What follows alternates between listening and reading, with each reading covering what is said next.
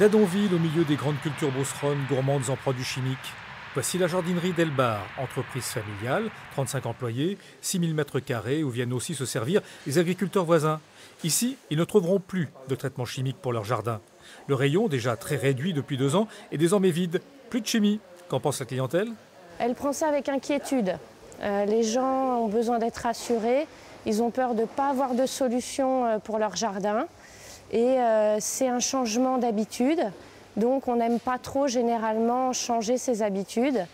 Et donc c'est à nous, entre guillemets, de convaincre nos clients qu'il y a des solutions et qu'on est là pour leur proposer. C'est Valérie Combe qui, depuis plusieurs années, leur propose des solutions alternatives. Et il y en a à foison. Pour le désherbage, bien sûr, à la place du glyphosate. Contre les ravageurs et les maladies. Là, vous avez tout ce qui est produits phytosanitaires, donc notamment tout ce qui est insecticides, où là, on va retrouver vraiment des produits naturels, notamment tout ce qui est Bacillus thuringiensis. Donc c'est une molécule qui est connue notamment contre la purelle du buis, mais on peut l'utiliser aussi contre l'ensemble des chenilles qu'on a au niveau du jardin.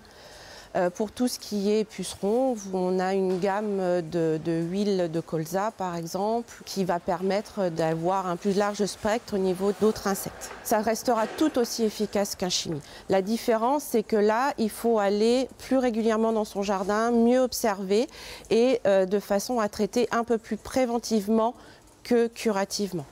Pour cette entreprise familiale, avec cette interdiction de la chimie, il s'agit juste de continuer à creuser un sillon amorcé depuis plusieurs années avec l'aide d'une association qui œuvre sur tout le Loiret, Loiret Nature Environnement.